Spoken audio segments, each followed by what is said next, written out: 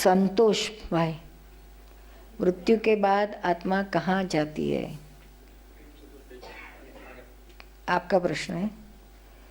मृत्यु के बाद आत्मा कहाँ जाती है? समष्टि क्या है और व्यष्टि क्या है? थोड़ा साथ में हिंदी बोलने की कृपा कीजिए। गुजराती भाषा बहुत थोड़ी समझ में आती है। बहुत बहुत धन्यवाद।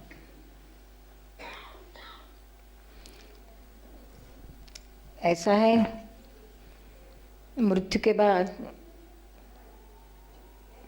यह हमारा आत्मा तुरंत ही दूसरे शरीर में, योनि में चले जाता है। अकेला आत्मा नहीं जाता है, उसके साथ causal body and electrical body and आत्मा, तीन साथ जाते हैं। अगर अकेला आत्मा जो निकल कर जाता होता तो सीधा मोक्ष में, निर्वाण उसको कहते हैं, मोक्ष में चले जाता। लेकिन उसके साथ ये कॉजल बॉडी है, कारण शरीर। ये कारण शरीर क्या है? ये कारण शरीर क्या है? कारण शरीर, हाँ, ये नहीं कॉजल बॉडी, जिससे आपने नेक्स्ट लाइफ के लिए नया कर्म चार्ज करके इकट्ठा किया है, वो आत्मा को बिलगा हुआ है, उसके साथ ही जाता है, चिटक के जाता है। और तेजस शरीर, इलेक्ट्रिकल बॉडी, वो भी उसके साथ में है। सूक्ष्म में ये सब, सूक्ष्म भी जाती है, ये सब साथ में जाता है। तो ये कॉजल बॉडी में से नया उसको इफेक्टिव बॉडी मिलता है। सारी नेक्स्ट लाइफ की सारी जिंदगी का कारण यही जन्म में तैयार होता है, वो कॉजल बॉडी में होता है, वो जाता है। जैसे कि पेड़, बड़ा बड़ा पेड़ रहता है ना,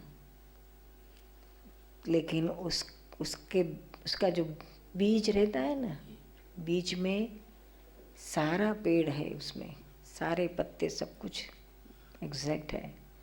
इतना सारा बीज है।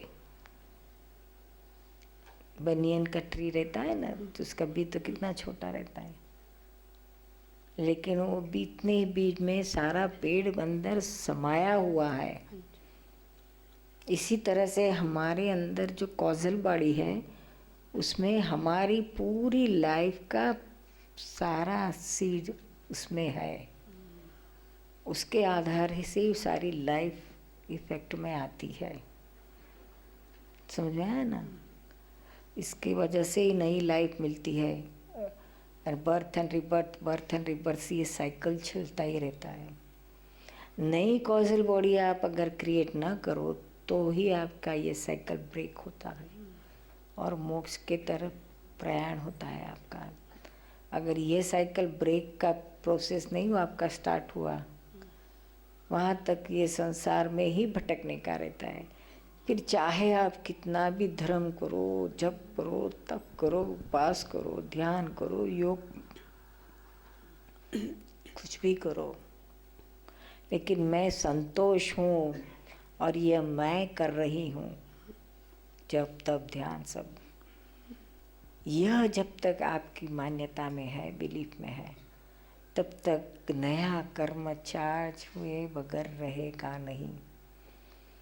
जब आपकी मान्यता बदलती है, रियलिटी में आप आते हो कि नहीं, मैं संतोष नहीं हूँ, लेकिन मैं आत्मा हूँ, और ये कोई क्रिया करने का आत्मा में ताकत ही नहीं है, शक्ति ही नहीं है उसकी। यह सब तो हो रहा है, ये अनात्म विभाग की क्रियाएं हैं। मैं आत्मा हूँ, मेरी नहीं है। यह आपकी अवेयरनेस जब से चालू होती है, throughout, not temporary, it should be throughout. Awakening के बाद ही ये परमानेंट अवेयरनेस रहती है। It should be awakening from within. Soul, आत्मा और ये मन वचन काया अलग है। यह सेपरेशन का डिमार्केशन गिरने के बाद ही आपको यह अवेयरनेस चालू होती है। तो फिर नया कॉज, नया कारण शरीर चार्ज नहीं होता है। समझ में आया ना? ये जो प्रतिक्रमण आपने समझाया, ये जरा हिंदी में एक बार बता दीजिए। जरूर।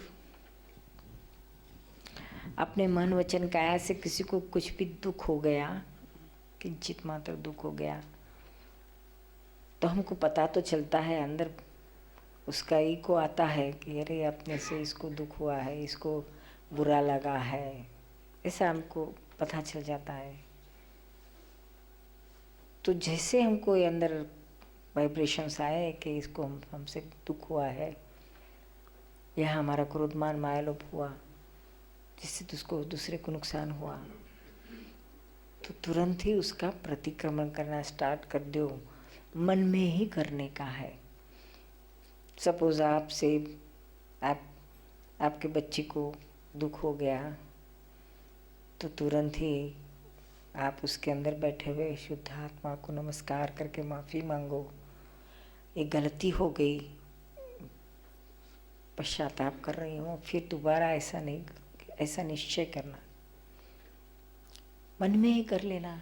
जब तक आपको अंदर क्लियर नहीं होता है, मन शांत नहीं होता है, तब तक एक मन में कर रही रखो, करते ही जाओ 5 मिनट 10 मिनट आधा घंटा, जब तक आपको अंदर रिलैक्स नहीं होता है, आपका मन शांत नहीं होता है, तब तक करे जाओ। अंदर कोसता है तब तक करे जाओ। पर जब दो व्यक्ति आपस में रहते हैं, मान लो पति पत्नी, तो दोनों के स्वभाव में बहुत फर्क होता है। कई बार एक को टाइम की वैल्यू है, एक को नहीं है। एक हर एक चीज़ अच्छी तरह से रखना चाहता है, एक नहीं रखना चाहता। दोनों में जो थोड़ा जो अगर वो बताए तो दूसरा बुरा मान जाए, उसका क्या किया जाए? ऐसा है बहन जी, ये कलयुग में दो प्रकृतियां कभी सरीखी आएगी नहीं। हस्बैंड वाइफ रहो या माँ बेटा रहो या माँ बेटी रहो, सास बहू रहो, ट्विन सिस्टर्स रहो या ट्विन ब्रदर्स रहो, प्रकृति की भिन्नता ही है रहेगी। एक उत्तर में जाओ तो दूसरा कहेगा नहीं दक्षिण में जाओ। तो इसमें अभी करना क्या? एक को घर क्लीन लग चाहता है तो दूसरा कहता है भी इसमें कहाँ टाइम बिगाड़ना है, ठीक है साधारण करो। वो कहेगा नहीं ज़्यादा घिस घिस के। कई सास हमको कहती है मेरी बहू बहुत डरती रखती है, तो फिर क्या करना? अरे मुझे तो चलता ही नहीं है, मैं तो रात में उठती हूँ, बहू के सोने के बाद सारे बर्तन निकालती हूँ, धो के वापस पहुँच के रखती। नहीं, मेरा भाव ऐसा नहीं है। एक होता कि अपनी चीज़ को थोड़ी व्यवस्थित ढंग से रखना कि जो टाइम से मिल जाए, नहीं मिले, मान लो कोई ज़रूरी कागज़ है, वो ढंग से रखने चाहिए। जो नहीं रखता उसे पर टाइम से मिलती नहीं, वो ढूंढता फिरता है, तंग होता है, दुखी होता है। तो वो ढंग से रखनी चाहिए या नहीं रखनी चाहिए? रखनी चाहिए, लेकिन मन में रखना कि वो नहीं रखेगा। नहीं रखता ना वो, मान लो क्या करे? क्या करे? उसको याद ही नहीं आता है, उसको याद ही नहीं आता है। वो प्रकृति की भिन्नता है। अच्छा, हर एक को घर में ऐसा रहता है क्या? हर एक के घर में ऐसा रहता है। किसी का हस्बैंड को क्लीन चाहिए तो किसी की वाइफ को क्लीन चाहिए, किसी को अव्यवस्थित चाहिए तो किसी के रहने दो न करने आए, वो रहता ही है। अभी आपने क्या करना चाहिए? आपको अगर पीस ऑफ माइंड चाहिए, आपको डिस्टर्ब नहीं होना चाहिए, आपको नए कर्म नहीं बांधना चाहिए, नई कौशल बॉडी नहीं करना है, तो आप छोड़ दो, सबकी संभालो, मैं मेरी फोड़ती हूँ। क्या करेंगे? हमारे कहने से कोई सुधरने वाला नहीं है। सारी जिंदगी आप चिल्लाती रहोगी लेकिन कोई सुधरा नहीं।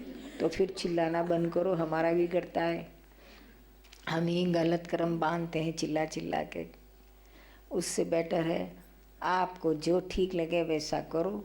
आप अपने सामान अपने पास रखो, जैसे रखना है वैसा रखो। हाँ, आपको नहीं मिला तो मेरे पास ढूंढने मत आओ। और क्या करे, क्या करे। कई कई लोगों को तो ऐसी आदत रहती है कि बस कागज जमा करते जाओ करते जाओ करते जाओ, थप्पे के फेंकना थप्पे ही कुछ लगाते नहीं। जाओ लगाते जाओ, नहीं, फेंकना ही कुछ नहीं। फेंकते नहीं है। अरे ये सरकारी ऑफिस में भी 3 साल के बाद सब रद्दी करके फेंक देते हैं। तो ये तो थप्पी के थप्पी थप्पी के थप्पी। अरे छोटा सा घर, मैं सांस कहाँ लूँ? नहीं, तू तेरे सांस जहाँ लेना है ले, लेकिन मेरी चीज़ तो यहाँ ही रहेगी। अब इसको क्या करना है, कभी देखते हो आप? बस यही सीखना।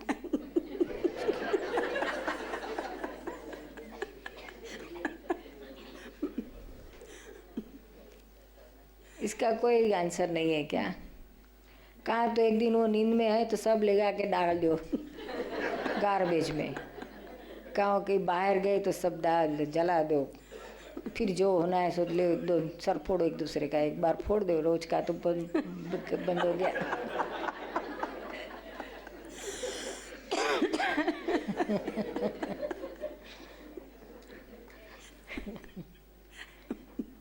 प्रकृति किसी की नहीं बदली जाती है, हम ही बदलना चाहिए, हमें ही बदल लेना चाहिए।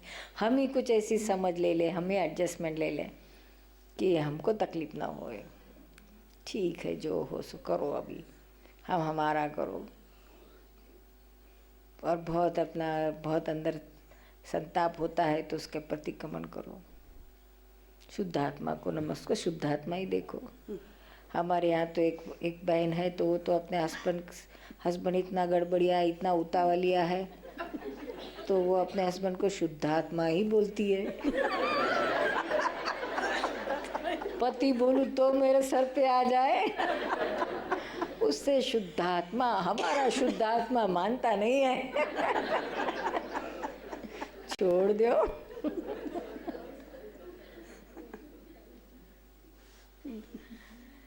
क्या करे, अभी आजो पल्ले पड़ा है तो उसको निभाना ही पड़ेगा।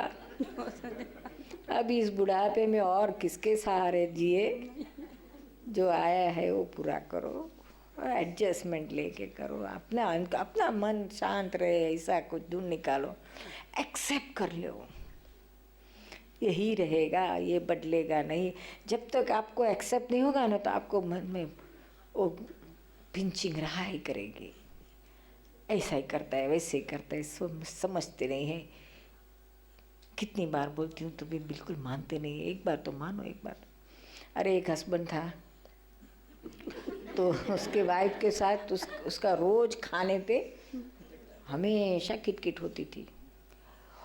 वाइफ बेचारी इतनी जल्दी, उसको सुबह में, बम्बई में था, सुबह 9 बजे निकलना, सबब में जाना और ग्रेटर बॉम्बे में जॉब काम बिजनेस करना, तो वह जल्दी करने खा पी के निकल जाता था। तो 9 बजे उसको, उसकी वाइफ है तो सब रेडी करके रखती थी, सारा खाना, दाल भात रोटी शाक। तो हर रोज वो खाने पर बैठता था तो वहाँ ही झगड़ा होता था, जोरदार। और झगड़ा किसके लिए? वो हस्बैंड कहता था, तू रोज दाल की कटोरी दाहिने रखती है, बाहिने क्यों नहीं रखती?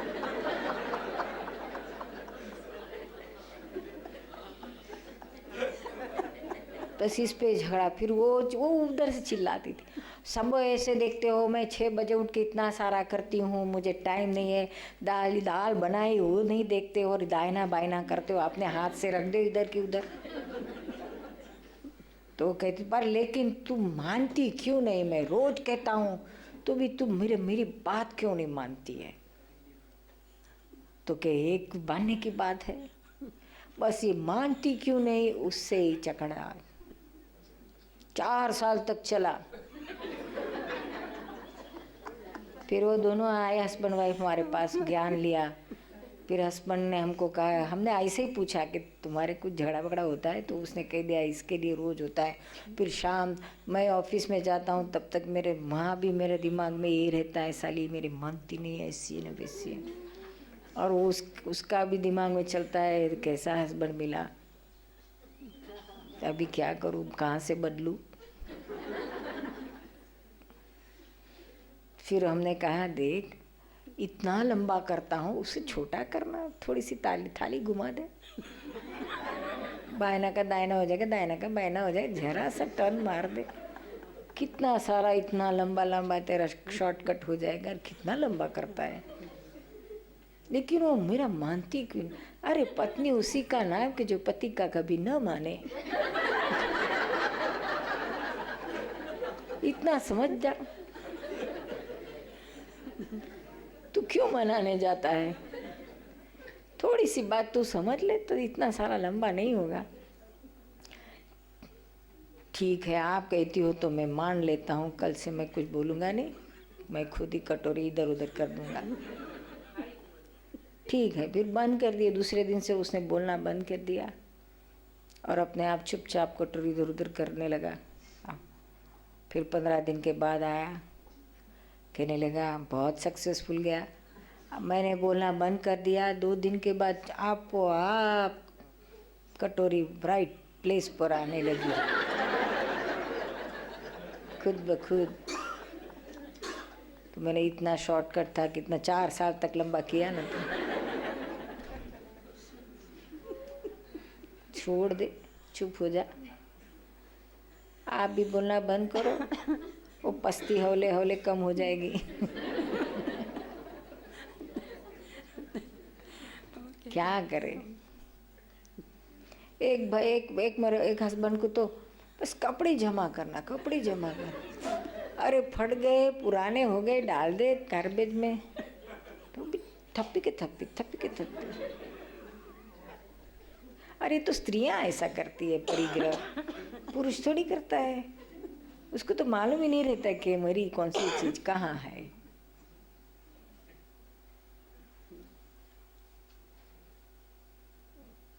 इसलिए समझ जाना कि भी ये इसकी कुछ आदत है। बहुत बहुत धन्यवाद। अरे अजी आपके प्रश्न बाकी है। हमको धन्यवाद से पेट नहीं भरेगा।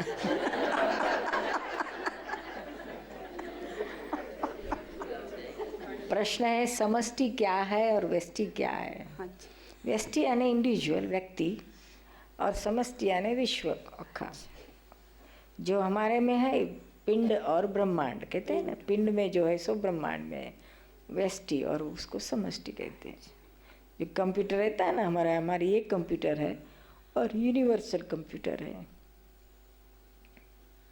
ऐसा व्यष्टि और समष्टि। दूसरा है थोड़ा सा, हाँ हिंदी को हो तो गया, आपने बोल दिया। हो गया। बहुत बहुत धन्यवाद। आदमी अपने प्रेजेंट से कभी भी खुश नहीं रहता। जैसे मेरे को 6 महीने हुए यहाँ पे आए हुए, वहाँ पे सोचते थे कि यहाँ पे आए तो ठीक होगा, पर अब वापस लगता है कि नहीं, वहीं पे अच्छे थे। बहुत उथल पुथल होती है। इसकी वजह है अज्ञानता। वर्तमान में वर्ते सो सदा ज्ञानी होए, भूत वस्तु सोचे नहीं। भूतकाल गॉन फॉर एवर, वापस कभी आएगा नहीं। भविष्य में क्या होने वाला है वह किसी को पता नहीं। तो हम भूतकाल का सोचे या भविष्य का सोचे, दोनों रॉन्ग है। जो ज्ञानी लोग होते हैं ना, कभी भूतकाल में कहीं और वर्तमान का नहीं देखते, भविष्य का नहीं देखते, वर्तमान में क्या है वो। और जो वर्तमान में है ना, वही महासुखी है। भूतकाल में गए या भविष्य में गए तो दुख आए बगैर रहेगा ही नहीं। समझ में आया ना।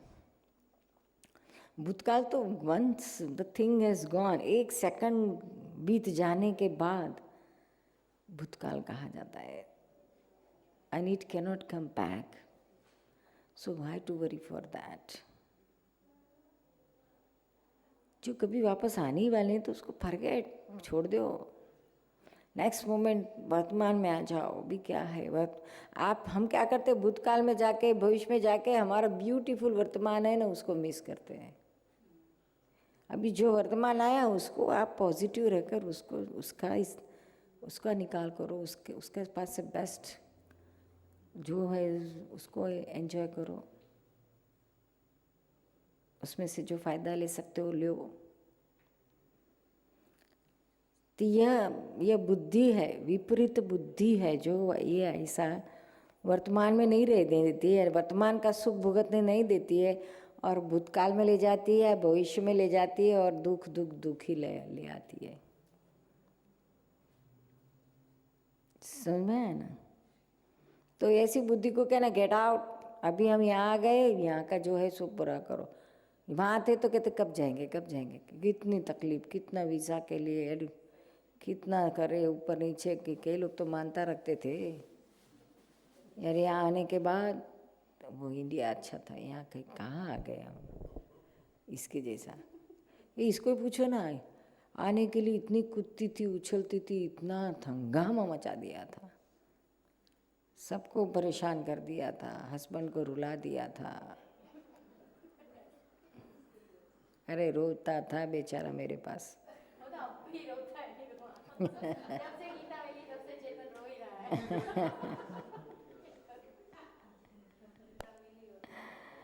और अब आई है तो कहती कब मैं जाऊँ वापस, कब मैं वापस, यहाँ अच्छा नहीं है, यहाँ अच्छा नहीं लगता। अच्छा फर्स्ट क्लास फादर का बिजनेस था, फर्स्ट क्लास कारखाना था, बंगला था, नौकर चाकर, रसोया महाराज सब कुछ था। और उसमें सब सासू सब टॉप ऑफ ऑल अच्छी थी, और उसमें सबसे टॉप में निरुमा थी। वो सब छोड़ के यहाँ आई मजूरी कर रहे लिया। अब तेरा व्यवस्थित हो गया वो होगा। चलो जय सच्चिदानंद।